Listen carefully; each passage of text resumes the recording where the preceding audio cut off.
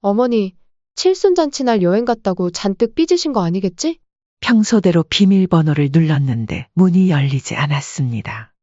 어? 비밀번호가 안 먹히네? 비밀번호 바꾸셨나? 왜 연락도 안 주시고? 결국 관리사무소에 가서 경비원의 도움을 받아 문을 열었어요. 그렇게 문을 열고 들어간 순간 두 사람은 얼어붙었습니다. 그 사이 집이 텅 비어 있었어요. 거실에 있던 소파도, TV도, 식탁도, 냉장고도 모든 것이 사라져 있었습니다. 이게 뭐야? 식탁 위에 놓인 것은 편지 한 장과 부동산 매매 계약서뿐이었습니다. 아들이 떨리는 손으로 편지를 펼쳤어요. 희원아, 지수야. 너희가 나를 모시고 살았다고 했지? 그럼 이제 모실 집도 모셔야 할 나도 없으니 속이 시원하겠구나. 나는 다시 나로 돌아가려고 한다. 매매 계약서를 보니 집이 이미 팔린 상태였습니다. 매매 대금도 받은 상태였어요. 이게 뭐예요? 어떻게 말도 없이 집을 팔아버려요? 우리는 어디서 살라고요? 이번 사연의 주인공은 69세 윤정심 씨입니다. 정심 씨는 남편과 사별한 지 벌써 7년이 흘렀죠.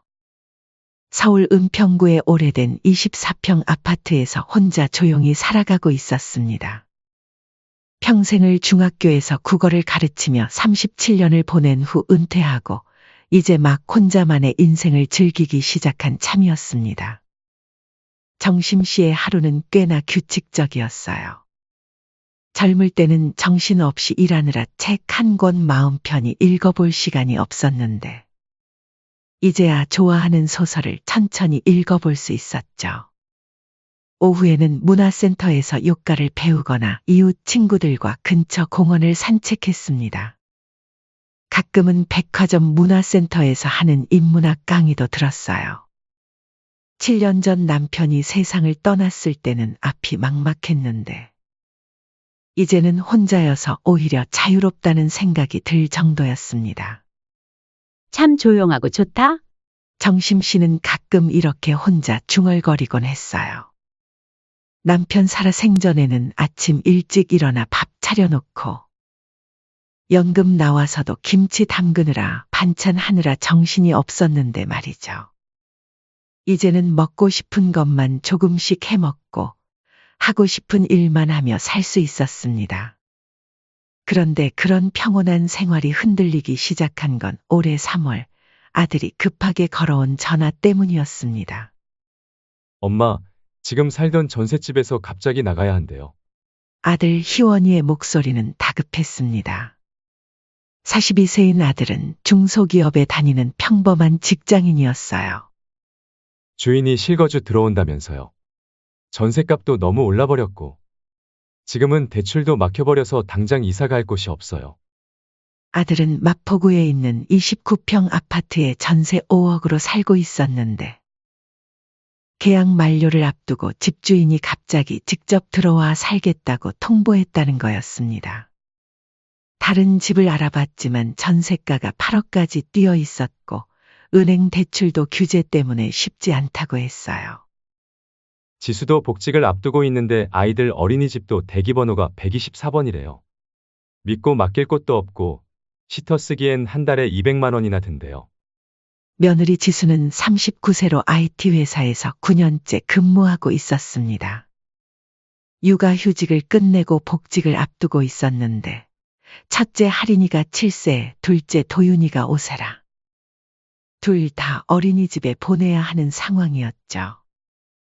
엄마, 진짜 딱 석 달 만이에요. 저희 둘 다 출근해야 해서 그래요. 금방 집 구할게요. 아들의 목소리에는 간절함이 묻어났습니다. 정심 씨는 마음이 복잡했어요. 애들 사정 생각하면 안 도와줄 수도 없었지만 막상 함께 살아야 한다고 생각하니 편하지 않았습니다. 엄마, 아이들도 할머니 보고 싶어 해요. 할인이는 맨날 할머니 언제 와 보냐고 그러고. 결국 정심 씨는 망설이면서도 받아들였습니다. 하지만 처음부터 분명히 했어요. 좋아. 근데 정말 석 달뿐이야. 이 집은 내가 너희 아버지랑 어렵게 산 집이고 내 공간이라는 걸 꼭 기억해.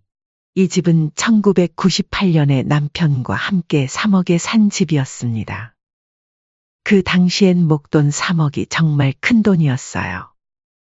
교사 월급으로는 턱도 없는 금액이라 남편이 교직원 공제회에서 대출을 받고 친정 어머니께 1억을 빌려서 겨우 마련한 집이었습니다. 고마워요, 엄마. 진짜 석 달만 있을게요. 미안해요. 아들과 며느리는 기뻐하며 그 주말에 바로 이사를 왔습니다. 큰 트럭 2대 분량의 짐이 들어오는 걸 보니 정심 씨는 갑자기 불안해졌어요. 엄마, 애들 장난감이 좀 많아요. 거실 한쪽에만 놓을게요. 어머님, 정말 감사합니다. 아이들 때문에 시끄럽더라도 이해해 주세요. 며느리 지수는 정중하게 인사했지만 이미 집 안 분위기는 완전히 달라져 있었습니다. 조용했던 거실은 각종 장난감으로 가득 찼고 냉장고는 이유식과 아이들 간식들로 빼곡했어요. 할인이와 도윤이는 처음엔 할머니 집에 온 게 신기한지 얌전했지만 며칠 지나니 완전히 자기 집인 양 뛰어다녔습니다. 할머니 뽀로로 보고 싶어요. 할머니 배고파요. 아이들은 하루 종일 정심 씨를 찾았어요.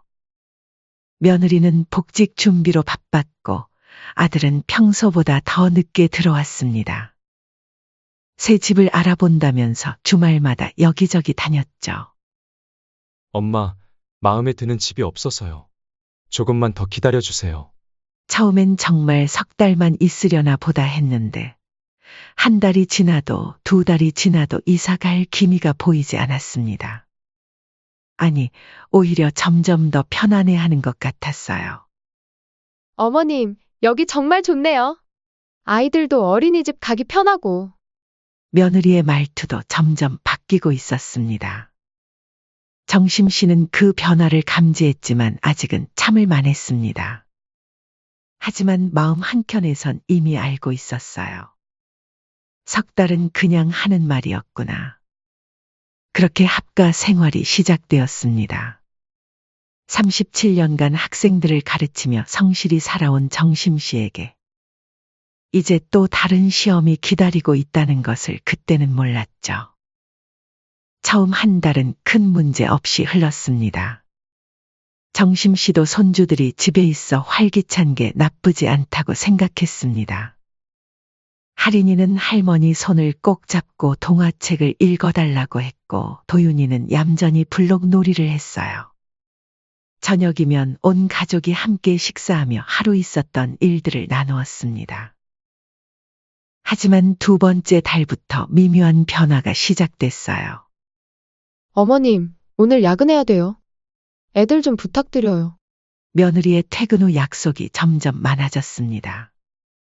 처음에는 가끔이었는데 이제는 일주일에 서너 번은 늦었어요. 그럴 때마다 정심 씨가 아이들 저녁을 준비하고 먹이고 목욕시키고 재웠습니다. 3번째 달이 되자 상황은 더욱 명확해졌습니다. 어머님, 주말에도 좀 봐주실 수 있죠? 저희도 숨 좀 돌리게요. 이젠 주말도 없었습니다. 며느리는 토요일에 친구들과 쇼핑한다고 나가고 아들은 동기들과 골프 간다며 따라 나갔어요. 정심 씨 혼자 할인이와 도윤이를 돌봤습니다. 집안일이랑 손주 돌보는 건 너무 나 몰라라 하는 거 아니니? 이해 좀 해줘요. 지수도 스트레스 많이 받는 것 같아서 좀 나가서 놀고 싶을 거예요. 아들의 말이었습니다. 정심 씨는 되물었어요. 그럼 나는 스트레스 없다는 거니? 엄마는 그래도 은퇴하셨잖아요. 시간이 좀 더 자유로우시고. 그리고 너네 처음 약속할 때 3개월만 있겠다고 하지 않았니? 대체 집은 언제 구해서 언제 나갈 거니? 그게 저희도 생각해봤는데 집 구하는 게 쉽지도 않고. 솔직히 엄마도 저희랑 함께 사는 게 더 좋지 않아요? 너네들이야 집안일이며 다 나한테 맡기고 편하게 시간 보내니까 좋겠지? 나는 아니다. 정심 씨는 기가 막혔습니다. 매일 새벽 6시에 일어나서 할인이 도시락 싸고 아이들 유치원 보내고 집 정리하고 빨래하고 저녁 준비하고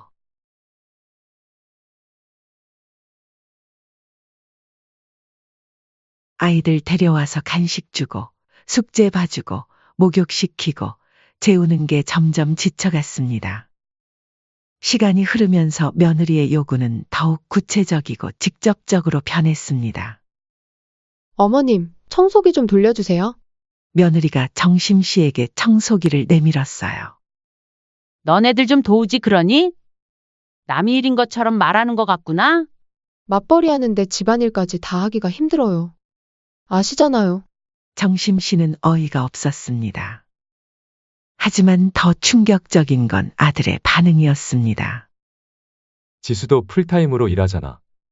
엄마가 좀 도와주시면 안 될까? 아들은 언제나 며느리 편이었어요. 정심 씨의 입장은 한 번도 생각해 주지 않았습니다.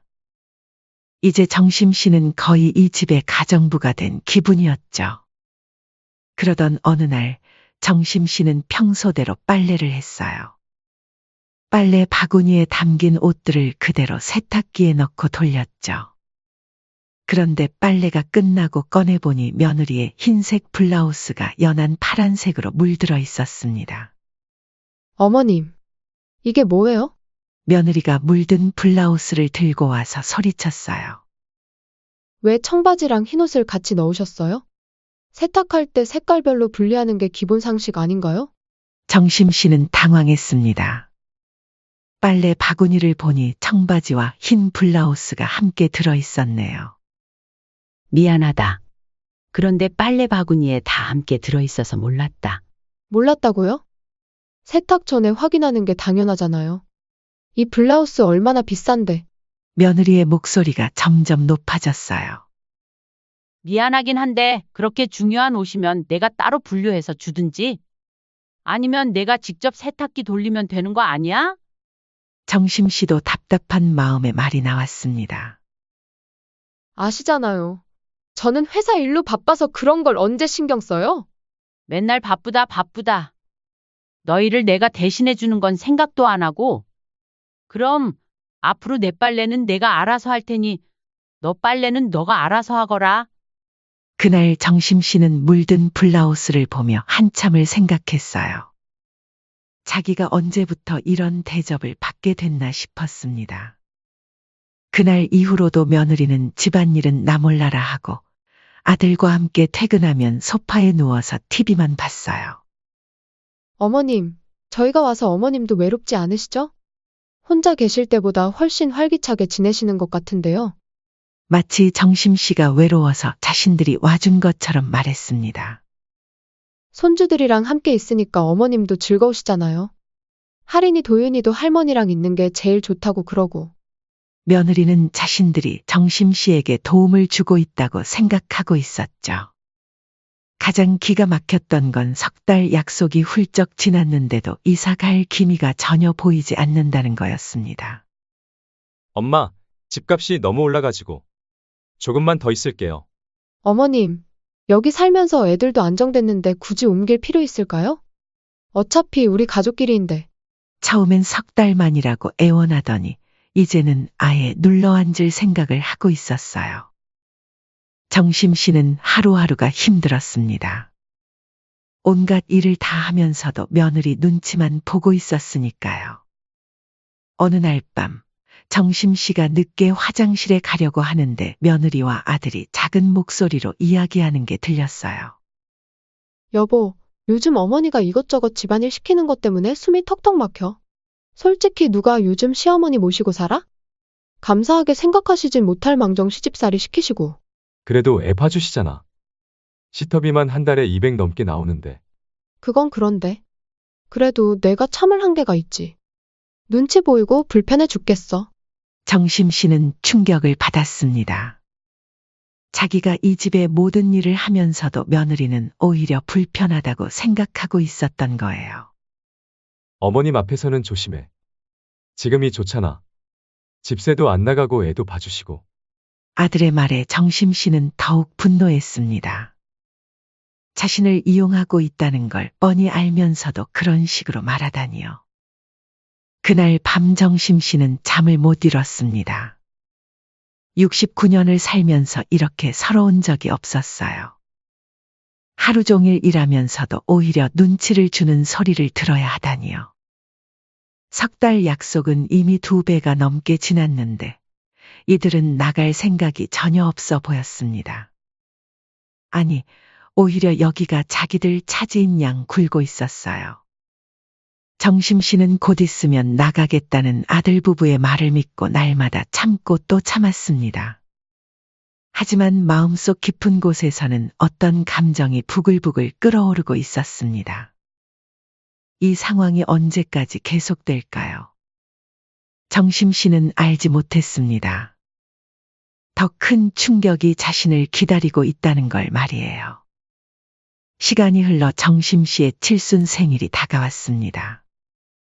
평소 큰 행사를 좋아하지 않았던 정심 씨였지만 이번만큼은 달랐습니다.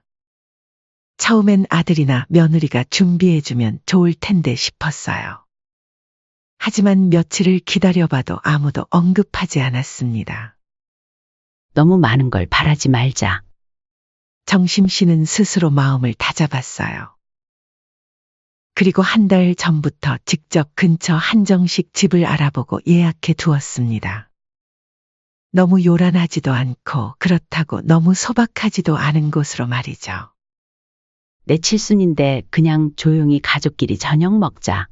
아들과 며느리에게 미리 이야기해 두었습니다. 며느리도 어머님 칠순이면 당연히 챙겨야죠. 라며 흔쾌히 대답했었어요. 정심 씨는 그날을 기다리며 마음이 설렜습니다. 6개월째 이어지는 힘든 합가 생활 속에서도 칠순만큼은 자식들이 자신을 위해 시간을 내주리라 믿었거든요. 그런데 칠순을 바로 며칠 앞둔 화요일 저녁이었습니다. 어머님, 저희 이번에 필리핀 세부 여행 예약했어요. 며느리가 해맑게 말했어요.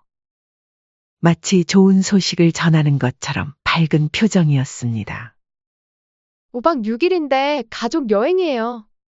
애들도 처음 가는 해외여행이라 너무 좋아해요. 정심 씨는 귀를 의심했습니다. 지수야, 그런데 내 칠순이 이번 주말인데. 며느리의 얼굴이 잠깐 굳었어요. 그제야 생각난 듯한 표정이었습니다. 안 맞다. 깜빡했네요. 그런데 어머님, 이미 예약도 했고 위약금도 너무 많이 나와요. 저희 휴가도 이미 냈는데 취소하기가 좀. 며느리의 목소리에 미안함보다는 오히려 난처함이 묻어났습니다. 정심 씨는 귀를 의심했습니다. 솔직히 조금 서운하구나. 자식들한테 축하도 한 번 못 받고 지나가려니. 그때 며느리가 말했습니다. 어머님, 저희가 지금껏 시어머니 모시고 살았잖아요. 그 정도면 충분하지 않나요? 더 이상 뭘 바라세요? 정심 씨는 그 순간 머리가 하얘졌습니다.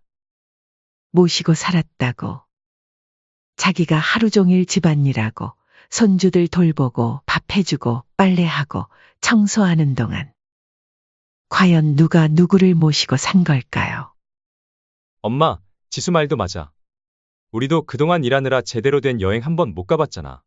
아들까지 며느리 편을 들었습니다. 자기 어머니 칠순보다 세부 여행이 더 중요하다는 듯이. 정심 씨는 더 이상 말할 수 없었어요. 가슴이 막히고 목구멍이 타들어가는 것 같았습니다. 어머님이 화나신 것 같네. 그래도 어머님도 이해해주세요. 젊은 사람들도 스트레스 풀 곳이 있어야 하잖아요. 며느리의 말은 계속됐습니다. 어차피 생일은 다음에도 할 수 있잖아요. 여행은 이번 기회 놓치면 언제 갈지 모르고. 그래, 너네 생각이 그렇다는 거지? 알겠다. 정심 씨는 아무 말 없이 등을 돌렸습니다. 더 이상 참을 수가 없었어요. 그날 밤 정심 씨는 잠들 수 없었습니다. 머릿속에서 며느리의 말이 계속 맴돌았어요. 저희가 시어머니 모시고 살았잖아요. 다음 날 아침 정심 씨는 일어나서 서랍에서 핸드폰을 꺼냈습니다.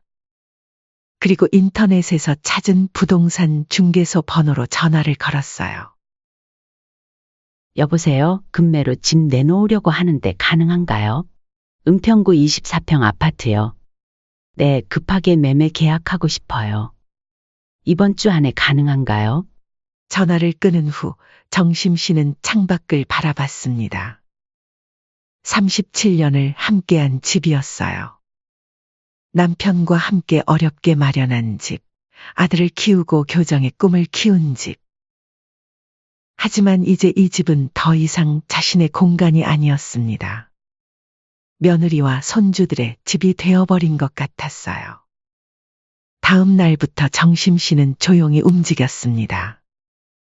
아들과 며느리가 출근한 사이 중개업자를 만나고 매매 계약을 진행했어요.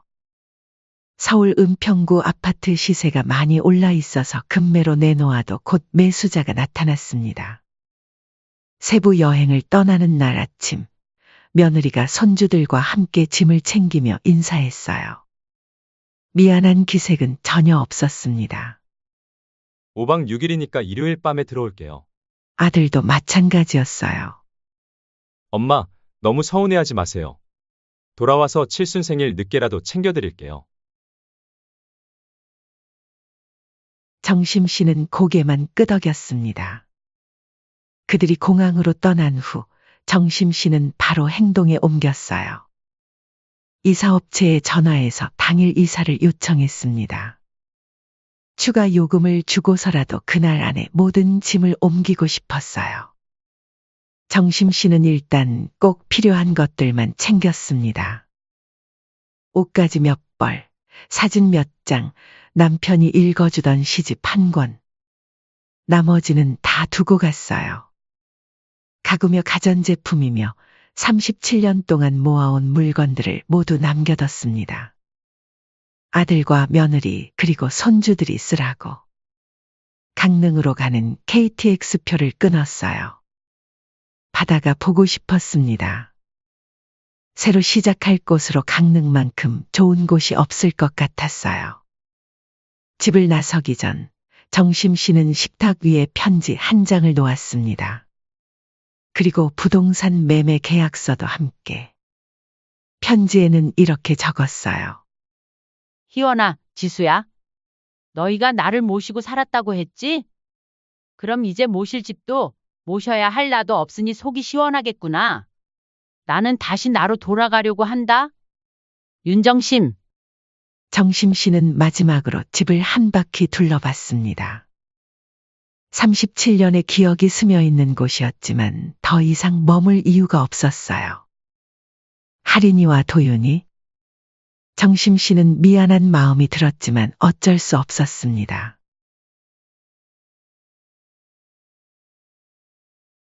아이들의 부모가 직접 키우는 게 맞다고 생각했어요. KTX를 타고 강릉으로 향하면서 정심 씨는 처음으로 홀가분한 마음을 느꼈습니다. 69년을 살아오면서 이렇게 자유로운 기분은 처음이었어요. 누구 눈치 볼 필요도, 누구를 돌볼 필요도 없었습니다. 강릉 바다가 보이기 시작했을 때 정심 씨는 조용히 눈물을 흘렸습니다. 서러워서가 아니라 드디어 해방됐다는 안도감 때문이었어요. 이제 진짜 내 인생을 살아보자. 정심 씨는 혼자 중얼거렸습니다. 그동안 참고 참았던 시간들이 떠올랐어요. 하지만 이제는 달랐습니다. 더 이상 누구를 위해 희생할 필요가 없었어요. 강릉에 도착해서 작은 원룸을 구했습니다. 바다가 보이는 곳으로. 월세는 서울의 반값도 안 됐어요. 그날 밤 정심 씨는 혼자 차 한 잔을 끓여 마시며 창밖을 바라봤습니다. 파도 소리가 마음을 차분하게 해주었어요. 휴대폰이 몇 번 울렸지만 받지 않았습니다. 아마 세부에서 돌아온 아들과 며느리가 집이 비어있는 걸 발견했나 보다 싶었어요. 하지만 정심 씨는 더 이상 그들의 일에 신경 쓰고 싶지 않았습니다. 앞으로는 오로지 윤정심으로만 살고 싶었거든요. 누구의 엄마도 누구의 시어머니도 아닌 그냥 윤정심으로. 필리핀 세부에서 5박 6일 여행을 마치고 돌아온 아들과 며느리는 기분이 좋았습니다. 아이들도 처음 가본 해외여행에 신이 났고 부부도 오랜만에 휴식을 취했어요. 공항에서 집으로 가는 택시 안에서도 여행 사진을 보며 웃고 있었습니다. 어머님 오랜만에 뵈면 더 좋아하시겠네. 며느리가 말했어요. 엄마도 우리 여행 사진 보면 좋아하실 거야. 아들도 맞장구 쳤습니다. 집 앞에 도착해서 짐을 끌고 현관문으로 향했어요. 평소대로 비밀번호를 눌렀는데 문이 열리지 않았습니다. 비밀번호가 안 먹히네? 아들이 다시 눌러봤지만 역시 열리지 않았어요. 비밀번호 바꾸셨나? 왜 연락도 안 주시고? 며느리가 짜증스럽게 말했습니다. 결국 관리사무소에 가서 경비원의 도움을 받아 문을 열었어요. 복도에서부터 이상한 기분이 들었습니다. 평소 집에서 나는 냄새가 나지 않았거든요. 문을 열고 들어간 순간 두 사람은 얼어붙었습니다. 그 사이 집이 텅 비어 있었어요. 거실에 있던 소파도, TV도, 식탁도, 냉장고도 모든 것이 사라져 있었습니다. 오직 작은 식탁 하나만 덩그러니 놓여 있었어요. 이게 뭐야? 아들이 얼결에 중얼거렸습니다. 할인이와 도윤이는 상황을 이해하지 못하고 할머니 어디 있어? 하며 집안을 돌아다녔어요. 며느리는 황급히 집안 곳곳을 확인했습니다. 정심씨 방도, 작은 방도, 부엌도 모두 텅 비어 있었어요. 식탁 위에 놓인 것은 편지 한 장과 부동산 매매 계약서뿐이었습니다. 아들이 떨리는 손으로 편지를 펼쳤어요. 매매 계약서를 보니 집이 이미 팔린 상태였습니다. 매매 대금도 받은 상태였어요. 며느리가 먼저 폭발했습니다. 이게 뭐예요? 어떻게 말도 없이 집을 팔아버려요? 우리는 어디서 살라고요? 지수야, 진정해. 일단 엄마한테 연락해보자. 아들이 휴대폰을 꺼내 정심씨에게 전화를 걸었지만 받지 않았어요. 몇 번을 걸어도 마찬가지였습니다. 여보는 뭐 했어요? 어머님이 집 파는 걸 왜 몰랐어요? 며느리가 아들을 다그쳤습니다. 나도 몰랐다고. 누가 집을 그렇게 갑작스럽게 팔 줄 알았겠어? 어머님 성격 뻔히 아시잖아요. 평소에 좀 더 신경 쓰셨어야죠. 그럼 너는 뭐 했어? 같이 살면서 전혀 눈치 못 챘으면서. 두 사람의 목소리가 점점 높아졌어요. 제가 뭘 했겠어요? 매일 회사 다니느라 바빴는데 어떻게 다 알아요? 그럼 나라고 한가했나? 나도 직장 다녔잖아. 할인이가 갑자기 울기 시작했어요. 할머니 어디 갔어요? 왜 집이 이래요? 그제야 두 사람이 정신을 차렸습니다. 하지만 막막한 건 마찬가지였어요. 며느리가 계속 따졌습니다. 아니, 그런데 왜 하필 우리 여행 갔을 때요? 이거 완전 의도적이잖아요. 나도 어머님이 이렇게까지 하실 줄은. 미안하다고 되는 일이에요? 우리 갈 곳도 없는데. 일단 친구 집이든 어디든 임시로 가자. 그리고 엄마 찾아야겠어. 아들도 당황스러운 건 마찬가지였어요. 며느리는 계속 불만을 쏟아냈습니다. 아니, 어머님 진짜 너무하시는 거 아니에요? 아무리 그래도 이렇게 갑자기 나가라고 하세요? 그건, 지수야, 조금 생각해봐. 내가 칠순 때 여행 간다고 했을 때 어머님 표정 봤어? 그런다고 이렇게까지 해요? 이건 너무 심하잖아요. 두 사람은 밤새 정심씨를 찾으려고 노력했어요. 친척들에게 연락하고 정심씨 친구들에게도 물어봤지만 아무도 모른다고 했습니다. 며칠 후 아들이 정심씨의 고향 친구를 통해 강릉에 있다는 소식을 들었어요. 아들과 며느리는 급하게 강릉으로 향했습니다. 아이들은 며느리 친정에 맡기고 둘만 갔어요. 정심씨를 찾아 헤매던 중 바닷가 근처 작은 카페에서 정심씨를 발견했습니다. 창가 자리에 앉아 책을 읽고 있는 모습이었어요. 두 사람은 조심스럽게 다가갔습니다. 엄마, 정심씨는 고개를 들어 그들을 바라봤습니다. 놀라지도 않았어요. 마치 올 줄 알았다는 듯한 표정이었습니다. 며느리가 그 자리에서 바로 무릎을 꿇었어요. 어머님, 저희가 잘못했지만, 그래도 가족인데 이렇게 완전히 등을 돌리시면, 정심씨의 표정이 잠깐 굳어졌습니다. 극단적이라고? 그럼 너희가 한 짓은 뭐니? 목소리에 쌓인 감정이 묻어났어요. 6개월 넘게 나를 하인 부리듯 하면서도 모시고 살았다고 했던 건 극단적이지 않았나? 내 칠순을 완전히 무시하고 여행 간 거는?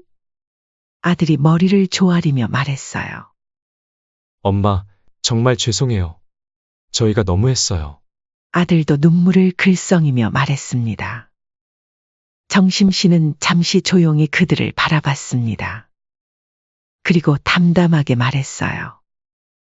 너희들 미안하다는 말은 내가 진심이라 생각해 볼게. 하지만 지금 내가 가진 이 시간 다시는 누구에게도 뺏기고 싶지 않아. 며느리가 더 간절히 말했어요. 어머님, 다시 같이 살아요. 제가 정말 달라질게요. 어머님께 잘할게요. 지수야, 너도 참 힘들었겠다. 나도 안다. 시어머니랑 사는 게 쉽지 않다는 거. 하지만 너희가 모르는 게 있어. 나도 내 인생이 있다는 걸 말이야. 정심씨는 잠시 멈추었다가 계속했어요.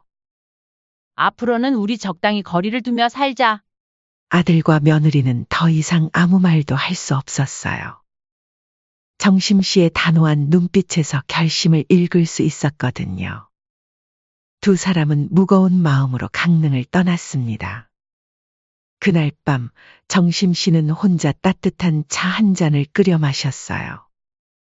창밖으로 보이는 바다를 바라보며 마음 깊이 숨을 들이마셨습니다. 창밖으로 강릉의 파도 소리가 고요히 밀려왔습니다. 정심씨는 처음으로 진짜 자유를 맛보고 있었어요.